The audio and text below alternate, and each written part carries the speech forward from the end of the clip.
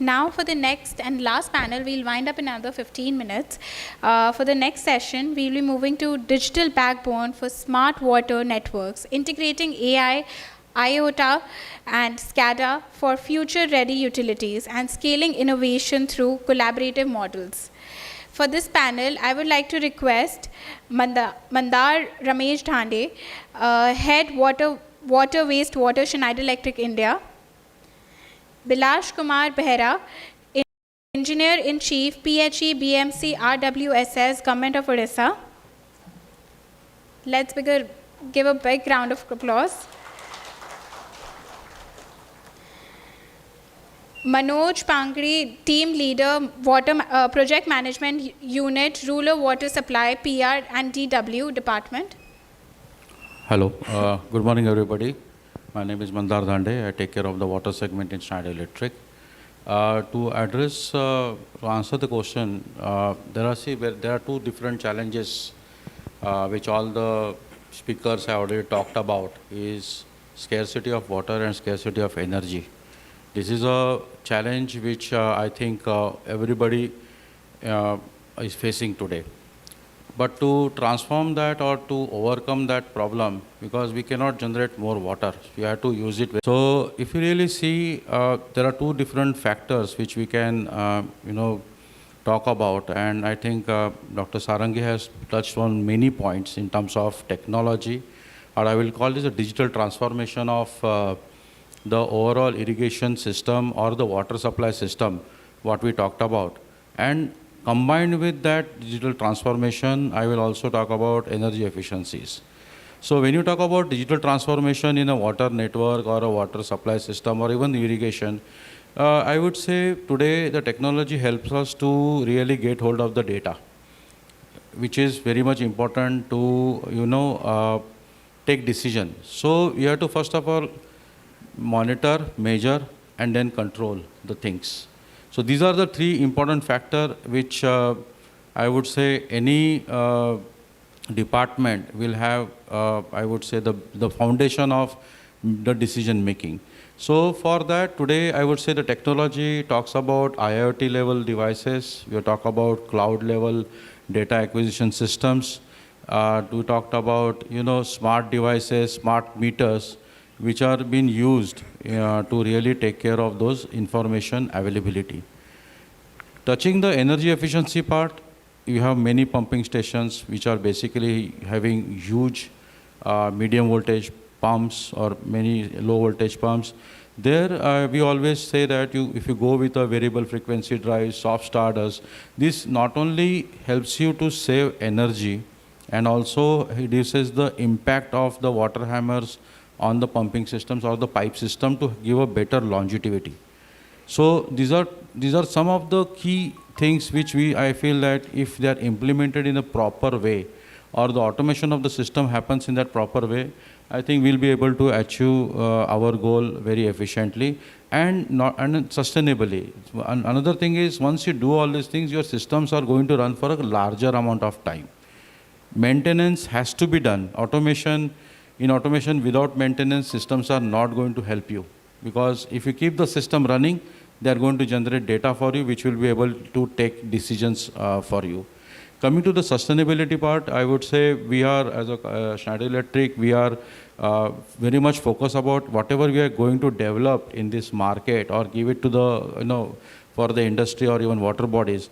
We are developing products which are, RoHS compliant, so that the products which are recycled, they don't harm the environment. Second point is they are energy efficient products. And third and most important part today, which every aspect talks about, is the cyber security. So all our products, cyber security is by default built in to take care of the new challenges which we'll be facing. Thank you, Mandar. The same question is for you, Mr. Bilash Kumar Behera. Thank you. Hello. Thank you. Good afternoon to all and my fellow panelists. Today's topic is a very good topic, that is a sustainable water management. Sustainable water management means we have to,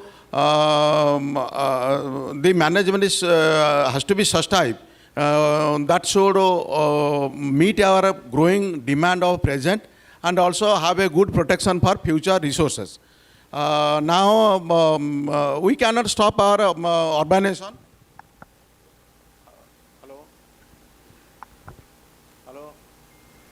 Very big water demand, and also as it's a bike product, it has also contributing tremendous waste generation in term of, if you will say it is term of wastewater, it is contributing to society in a high quantity, and that is not only it is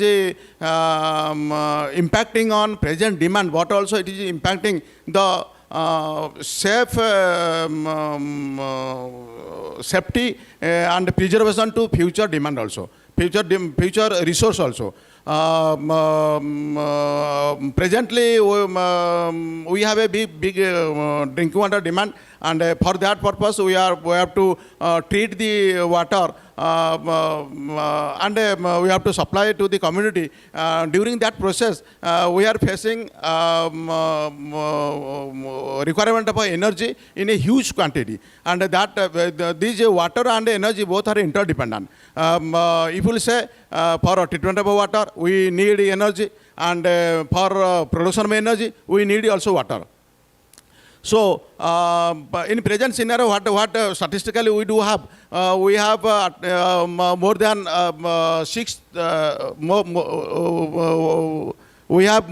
more than 600 million citizens facing water crisis, and over 40% of treated water getting wasted in the term of say leakage, theft, maluse, and simple wastage by opening up taps like that.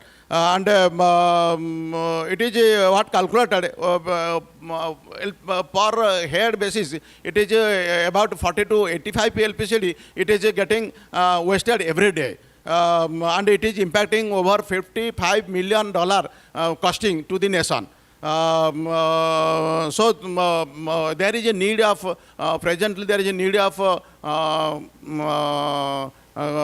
control and management of both water and energy sectors, so that we can have proper management to save water and also save energy, which is in turn impacting the revenue of the nation. Presently, if you will say in the water sector, there is a government mandate, Har Ghar Jal program, and every house has to have good access and access to water and availability of water and water security for even for future days. First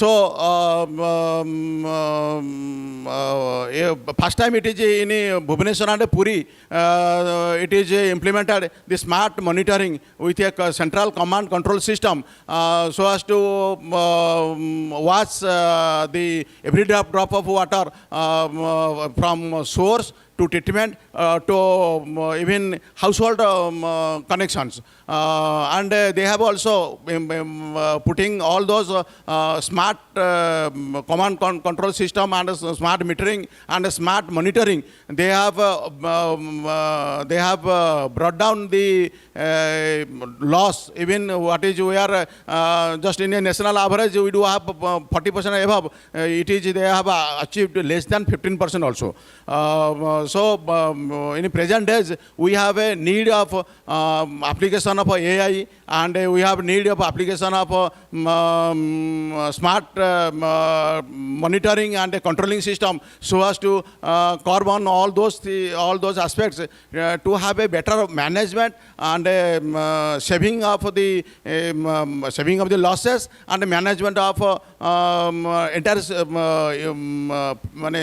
entire treatment and also supply to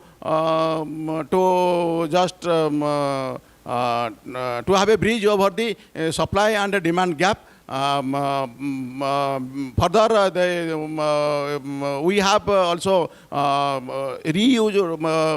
We have also wastewater treatment facilities just to whatever water supply we are doing to the community, it is coming out in the term of wastewater, and we are also treating it, and after treatment we are simple throwing it to allowing it to the main.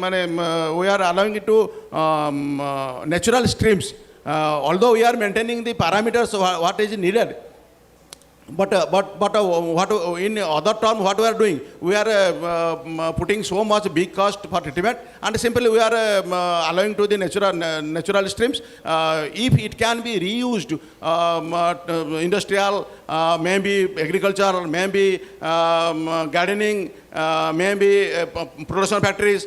So we can also save the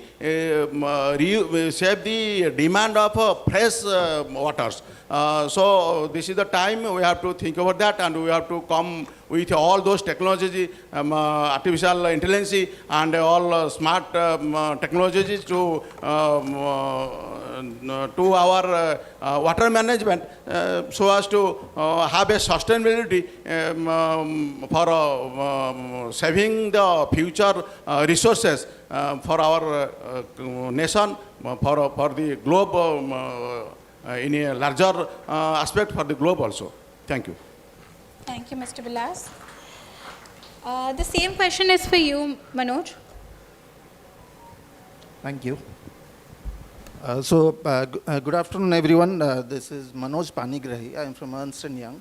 We are working with the Panchayat Raj and Drinking Water Department as their project management unit for implementation of Jal Jeevan Mission in the state. So this is a kind of a very important and critical subject to look at, efficiency gain and the sustainability bit of it. From technology point of view, I'm not the right person to be talking about that. I'm not from a technology background, but I can talk about the management aspect of it, why this is critical. One is the resource bit of it.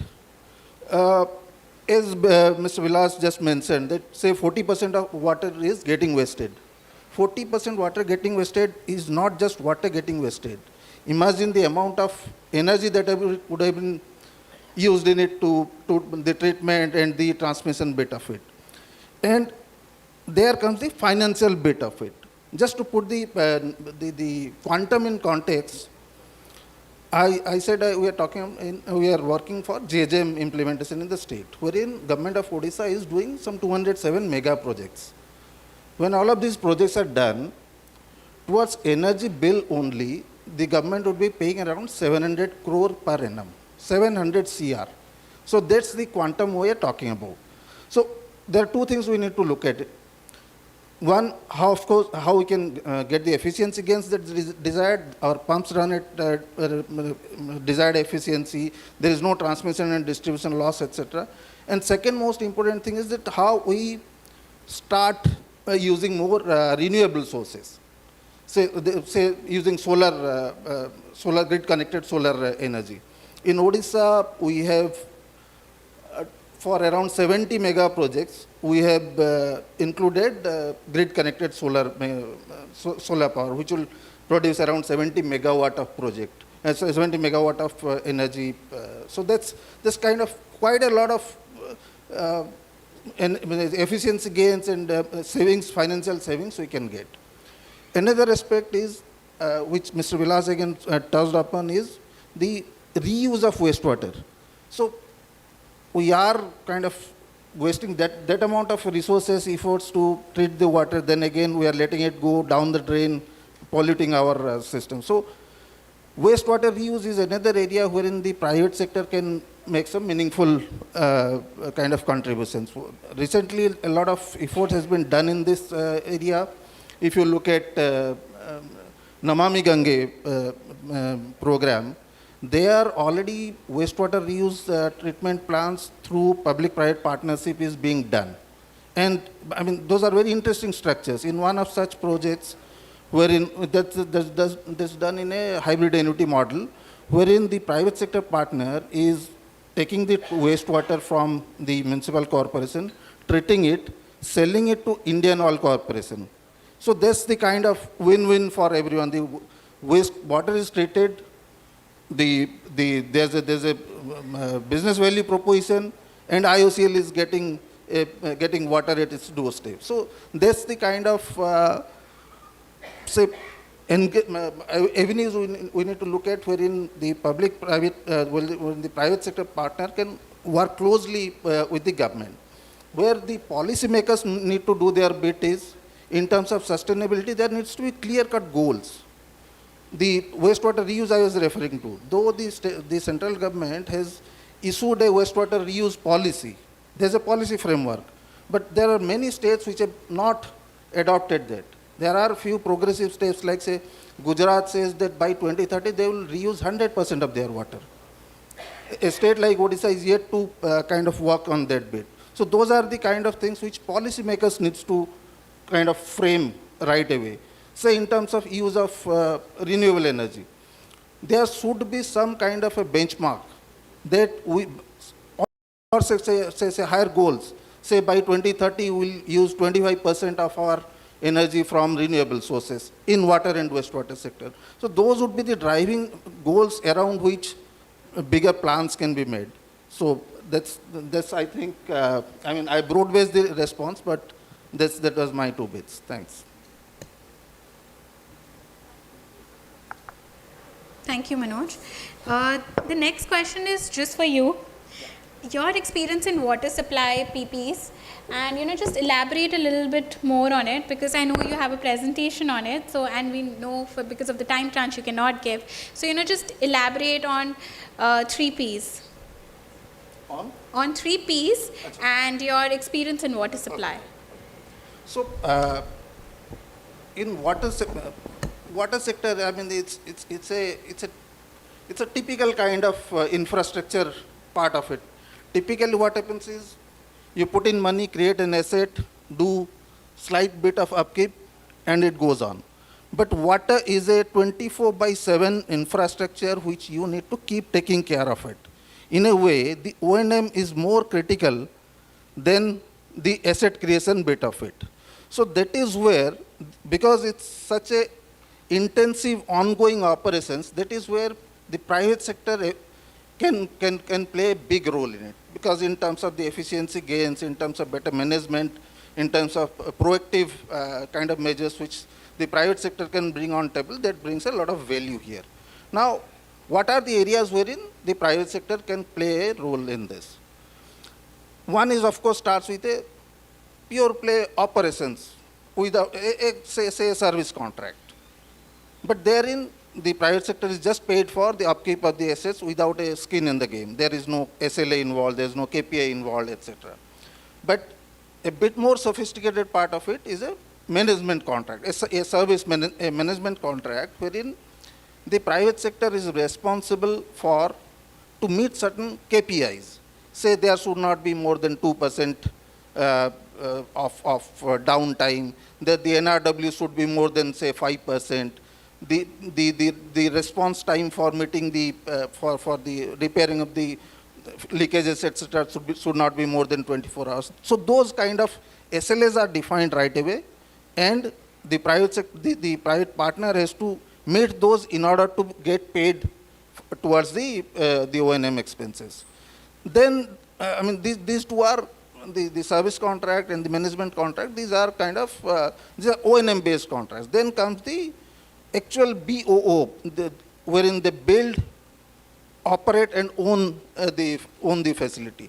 So that's something wherein you give a concession to the private sector. They bring in, they invest all the money. They run the project for, say, defined number of years, the concession period, what we call it, and transfer it back to the government once it's done. So the one example close to home is in Odisha, in Bhubaneswar, there's a bulk water supply project for supplying water to IIT, Niger, and the municipalities of Khordha and Jatni. That's a typical case of a successful PPP project in water sector, which is close to home. We can have a look at it. And in fact, that was one of the first projects. That was in fact the first project in India, in the country, to get viability gap funding from Government of India. So they are a private sector partner. The MEIL has come in. They have done the WTP, the transmission line, etc. They are operating it. And what they are in turn being paid is for commercial supplies, they are getting a rate which is roughly 1.5 times the water tariff which is existing in the state right now. And for the private, for the supply to ULBs, they get paid at a rate which is the current PHUO rates. So that's broadly the kind of 3-4 models which typically work in which are typically prevalent in water sector. Now again, coming back to what I was harping on is, government is good at creating infrastructure, but O&M is a different ball game altogether. It needs to be linked to the service that is being delivered. All payment, etc., the financial remuneration part needs to be linked with that.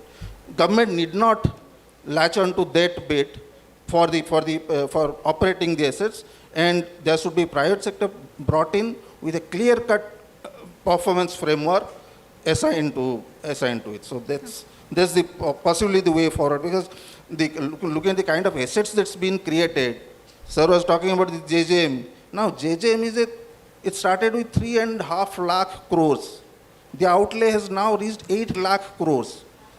When you create assets worth 8 lakh crores in a matter of 4 to 5 years, imagine the amount of O&M effort that needs to go into it to keep those facilities running, keep those assets running. So O&M needs to have a clear focus with defined frameworks, private sector being drafted in, policy guidelines being kind of put in place. This is a key ask of the time. Thank you.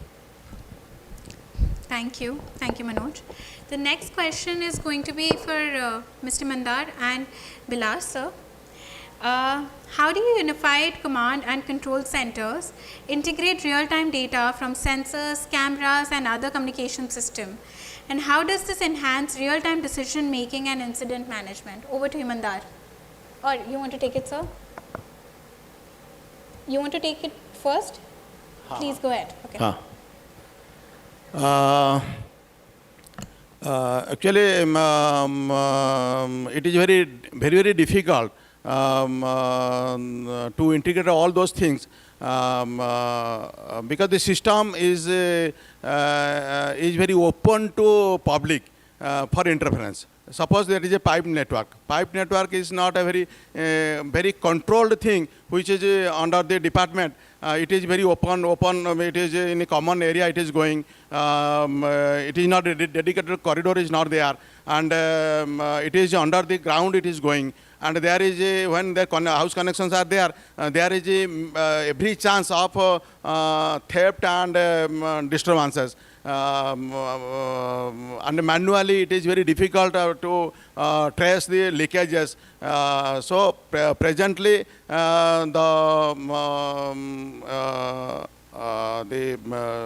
AI and that SCADA system, all those monitorings we are putting it at the doorstep. The smart metering we are putting at the every household doorstep, and it is integrated to the central command system. And in the central command system, 2-3 aspects are monitored. One is pressure, another is quantity.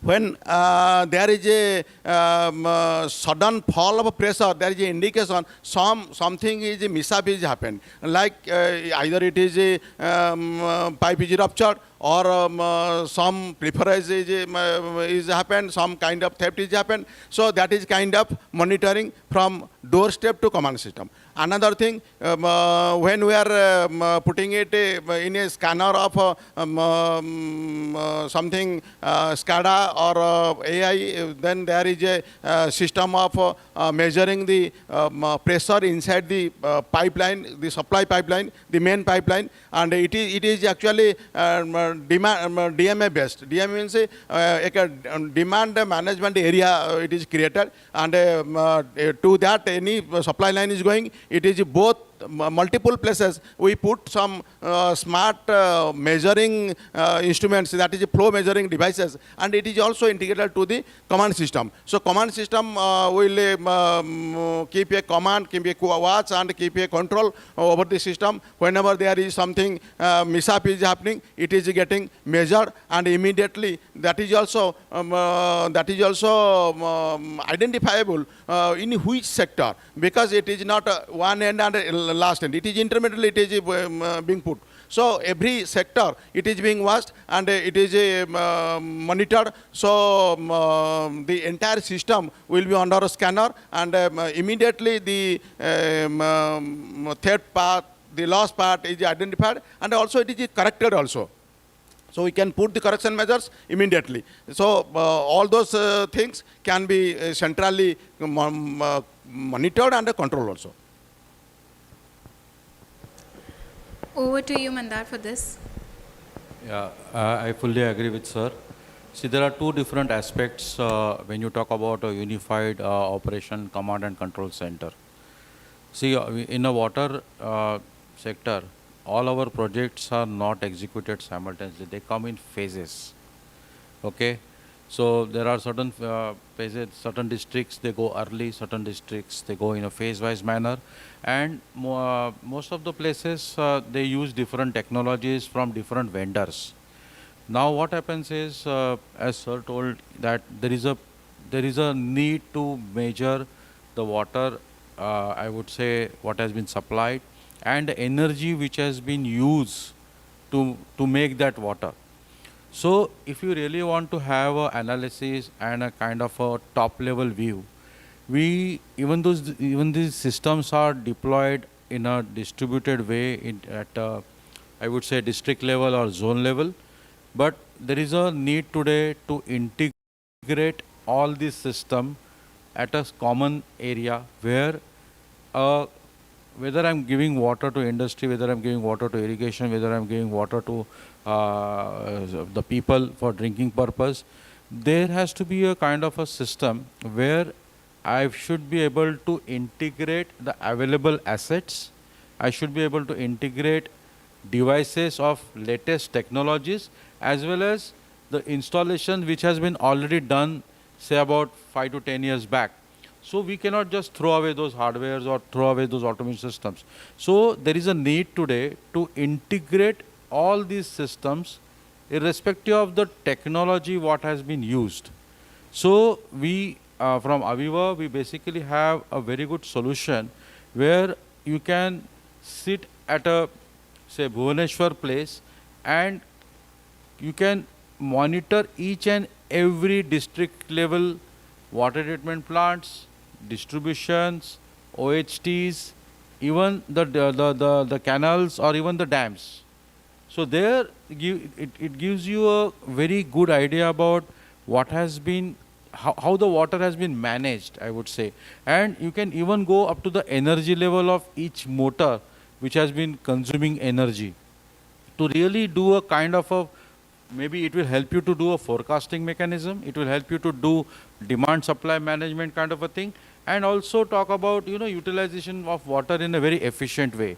So I will request all the people who are sitting in this room to visit our innovation center, which innovation dashboards on back side, which basically will talk about, give you an idea, and it will talk about how you can integrate different technologies, how can you integrate different systems, and you can get a dashboards for all types of assets which you have, and you will be able to take a decision sitting at a central location for which can be a kind of a state and command center for you for a complete Orissa state.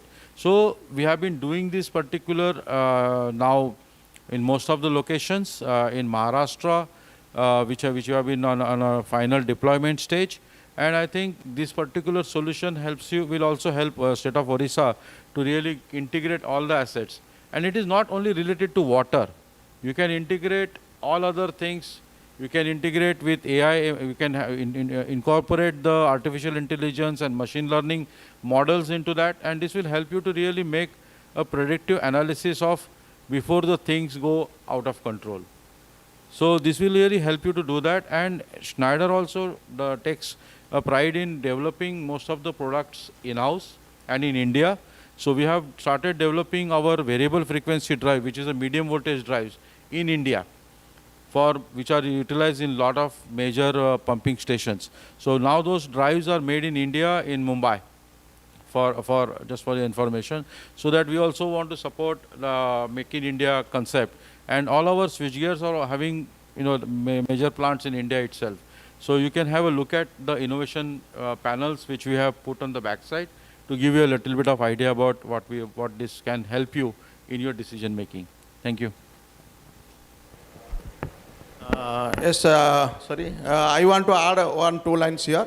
As sir told, actually, PHU has also developed. Puri is the first city where through WATCO it was developed a DFT program, drink from tap. Drink from tap means that concept is like this. One man can take a glass of water from the tap with the confidence that it is safe and secure. There is no health hazardous. So that terminology is like that, drink from tap. And it is to drink, prior to drink from tap, we have to go for 24/7. 24/7 means every minute there is a assured water supply to a house, and for that there is a very tedious and a tremendous task upon the department to ensure it. And for that we had already developed one central command center which is operating in Unnati Bhavan. It is also welcoming to all.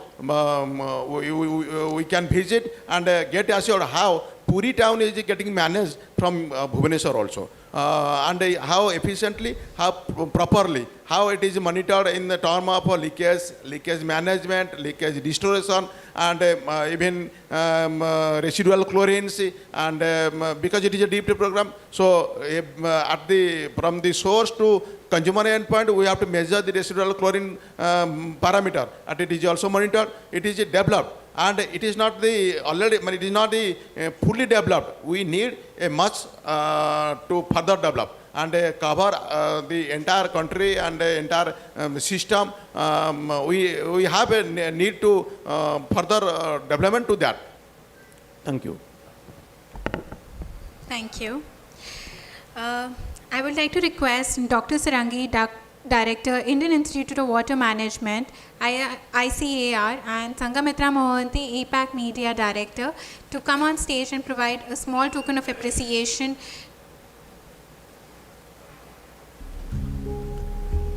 to Mr. Bilash Kumar Behra, Engineer-in-Chief, PHE, BMC, RWSS, Government of Odisha.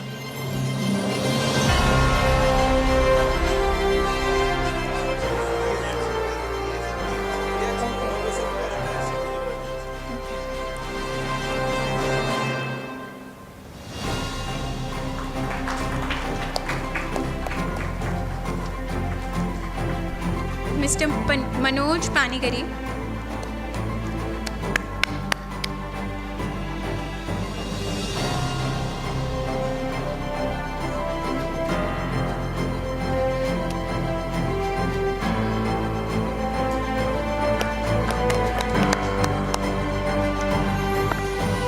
Mr. Mandar Ramesh Rande, Head Water Wastewater, Schneider Electric India.